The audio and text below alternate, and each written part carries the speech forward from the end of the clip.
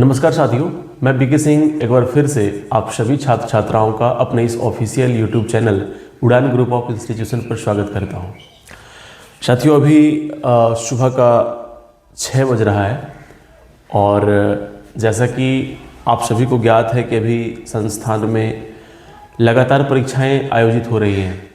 बच्चों का सिलेबस पूरा हो गया है और अब जो है उनके आकलन की बारी है, मूल्यांकन की बारी है और किस तरीके से मेहनत किया जाए, कहाँ पर क्या फॉल्ट है, उनको इस बात की जानकारी उन तक पहुँचाना ये संस्थान का उद्देश्य है। साथ ही उनके जो समस्याएं हैं उनके समाधान में जहाँ तक संस्थान का सपोर्ट हो सके उसमें संस्थान अपनी उच्चतर भूमिकाएं अदा कर रही हैं। इसी क्रम में मुझे बस एक छोटी सी जानकारी आप सबों को ये देनी है कि कई अभिभावक, कई छात्र छात्राओं के मन में ये होता है कि जो परीक्षाएं हैं वो क्यों ज़रूरी है और कैसा परीक्षा, मतलब वो बार बार जो बोर्ड पैटर्न वाला 1-2 मैसेज भी आया हुआ था कि मतलब ये फेज़ 1 फेज़ 2 की जो परीक्षा है वो कैसे क्या चलती है। तो मैं आज के इस वीडियो में आपको ये पूरी जानकारी दे दूंगा कि एग्ज़ाम जो चलती है वो कैसे। हालांकि आज बहुत बच्चे नहीं होंगे, शायद आज मैथमेटिक्स या हिंदी विषय का आज परीक्षा जो है आयोजित होने जा रही है। तो कहने का अर्थ ये है कि जो एग्ज़ाम होता है ना, एग्ज़ाम कई तरीके से होता है और अपने आसपास में जो मैं देखता हूँ एग्ज़ाम की जो पद्धति है, यहाँ पे जो परीक्षा की पद्धति है वो मुझे बहुत बेहतर नहीं लगता। क्योंकि बच्चे जब मुख्य परीक्षा में शामिल होने के लिए जाते हैं जो बिहार विद्यालय परीक्षा समिति द्वारा आयोजित होती हैं, तो उन परीक्षा में बच्चों को जो प्रश्न पत्र देखने को मिलता है वो एक अलग लेवल का होता है। क्वेश्चंस का लेवल तो खैर बहुत, हम उसे मॉडरेट भी नहीं कह सकते, ईजी ही है, या इजी टू मॉडरेट कह सकते हैं, मॉडरेट टू हार्ड भी नहीं कह सकते।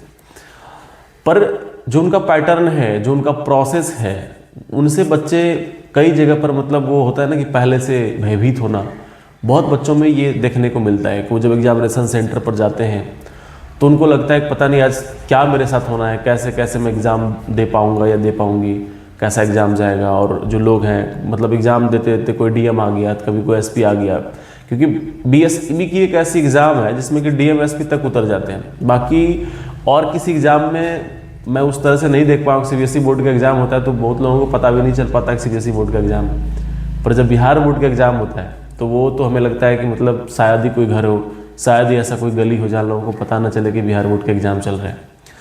तो उसी क्रम में देखिए जो अपने यहाँ का जो एग्ज़ाम सिस्टम है एग्जामिनेशन का, वो मैं आपको बताऊँगा कि मतलब हमारे यहाँ जो एग्ज़ाम होता है पहले सिलेबस पूरा हो जाता है, उसके बाद एग्जामिनेशन स्टार्ट होती है और थोड़ी मोड़ी कोई चीज़ों पर अगर कहीं कोई कमी रह गया है, चैप्टर 2 चैप्टर तो उसकी कोई बात नहीं है, वो होता है थोड़ी सी परेशानियाँ, उसका मैं विशेष कुछ नहीं कर सकता।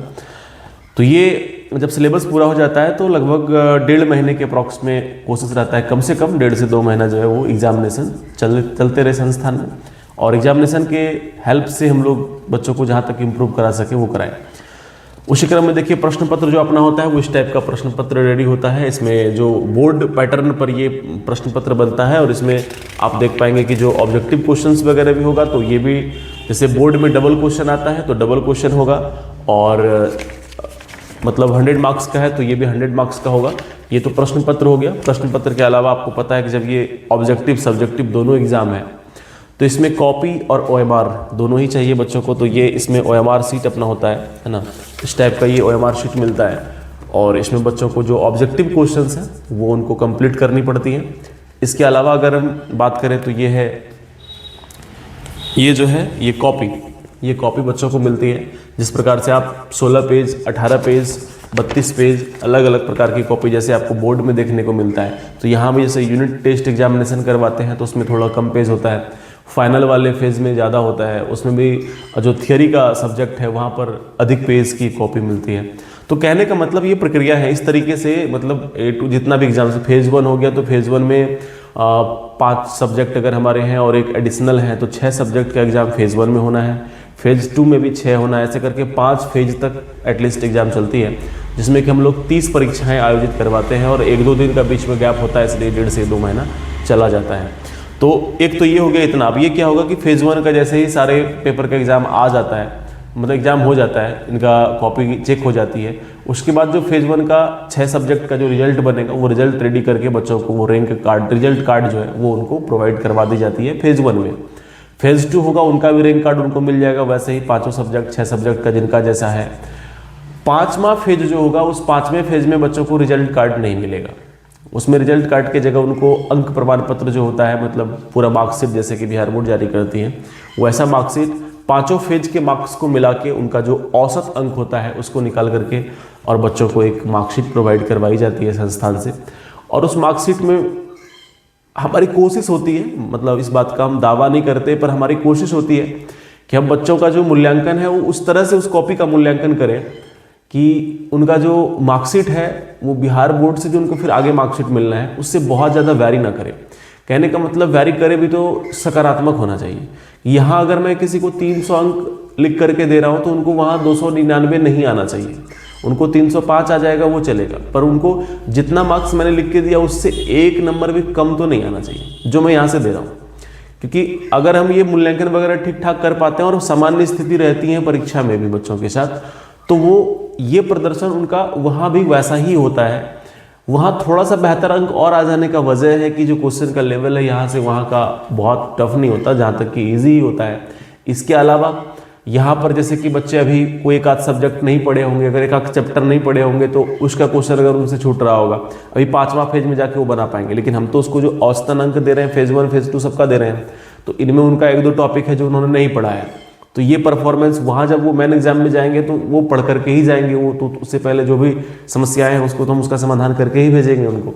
तो ये सब अंतर आता है। इसके अलावा ऐसा भी है कि बिहार बोर्ड में ग्रेस मार्क्स देने का प्रावधान है, यहाँ मैं बच्चों को उतना ग्रेस मार्क्स देता नहीं हूँ। बिहार बोर्ड में 8 से 9 नंबर तक का 16 नंबर तक का ग्रेस मार्क्स दे दिया जाता है, जो यहाँ पर पॉसिबल नहीं है। यहाँ बच्चे अगर फेल करेंगे तो उसको मैं फेल कर दूंगा।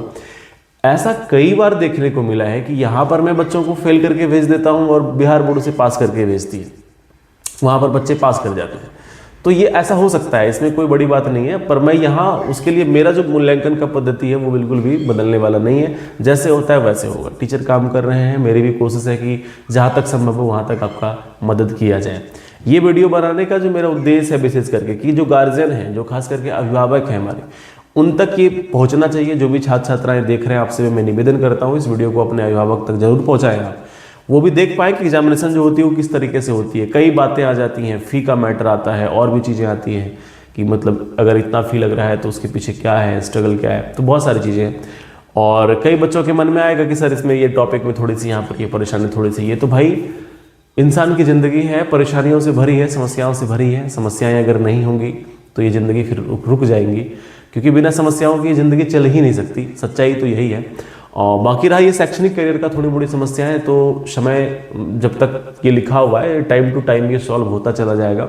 आप निश्चिंत रहें, आप अपना कर्म करते रहें, संस्थान भी अपना कर्म कर रही है, जहाँ तक पॉसिबल हो पा रहा है कर पा रहे हैं। सबकी अपनी अपनी समस्या है, पर हाँ मेरी पूरी कोशिश है कि जो 2026 में जो बच्चे परीक्षा में सम्मिलित होने जा रहे हैं उनके लिए मैं जितना ज़्यादा कर सकूं करूंगा।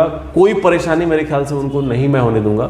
और अभी आप आज ही आपके पास वीडियो या तो पहुंच गया होगा तो पहुंचेगा कि जो है इंटरमीडिएट और मैट्रिक की परीक्षाओं के लिए जो विशेष संस्थान की ओर से किया जा रहा है उस पर भी मैं स्ट्रगल कर रहा हूँ और काफ़ी स्ट्रगल कर रहा हूँ। इस बात का मैं आपको मतलब दिखा नहीं सकता, प्रमाणित नहीं कर सकता, पर हाँ जहाँ तक होगा, मतलब कहते हैं ना लेवल जो औकात वाली बात होती है, वो जहाँ तक मेरी होगी वहाँ तक मैं लगा दूंगा। क्योंकि ऑनलाइन माध्यम में मेरे पास हर चीज़ नहीं है, पर हाँ कोशिश रहेगा। ऑफलाइन में अपना बच्चों को मतलब फरवरी तक नहीं बुला सकता या जनवरी तक मैं ऑफलाइन में डेली उसको कभी एग्जाम कभी क्लास के लिए नहीं कर सकता, थोड़ा उनको पढ़ना भी है। तो आप शांत होकर के, और ठंड भी बहुत ज़्यादा है ना, अपना ख्याल रखिए। और चलिए अभी मैं आज आपको दिखाता हूँ कि जो एग्ज़ाम चल रही है क्लास में वो कैसे चल रही है। सारे बच्चे तो आज होंगे नहीं, पर जो भी हैं चलिए देखिए बच्चे भी कितना डिस्टेंस पर बैठते हैं, क्या कैसे हैं। एक डेस्क बेंच पर एक ही बच्चे बैठते हैं। बिहार बोर्ड में देखेंगे आप तो एक पर 2 बच्चे बैठते हैं, 3 बच्चे बैठते हैं। तो वो सब चीज़ों पर भी ध्यान, जैसे चीटिंग करने वाली बात होती है, कदाचार वाली बात होती है, तो उसका तो रत्ती भर का चांस नहीं है जहाँ तक मुझे लगता है। बाकी फिर भी अगर कोई बच्चे कदाचार कर पा रहे हैं, चोरी चपाटी कर पा रहे हैं, चीटिंग कर पा रहे हैं, तो फिर वो बच्चे की वो कला है। वो अगर चीटिंग कर पा रहे हैं तो उसी कला में वो हो सकता है भविष्य में निपुण हो जाए, इसमें कोई दो मत नहीं है। ठीक है, आइए देखते हैं कैसे परीक्षा चल रही है ना। उम्मीद करेंगे कि आप इस चीज़ को समझ पाएंगे, है ना। ये अभी छोटा सा जो है अपना यहाँ पे कह सकते हैं शीतकालीन कार्यालय के रूप में, ये फुली डुमर शाखा से मैं ये वीडियो रिकॉर्ड कर रहा हूँ। तो ये छोटा सा कार्यालय था जहाँ की मैं मतलब बैठ के कर रहा था। यहाँ सारी चीज़ें अभी व्यवस्थित ढंग से नहीं हो पा रही हैं। तो आइए, क्लासरूम अपना इधर है ना।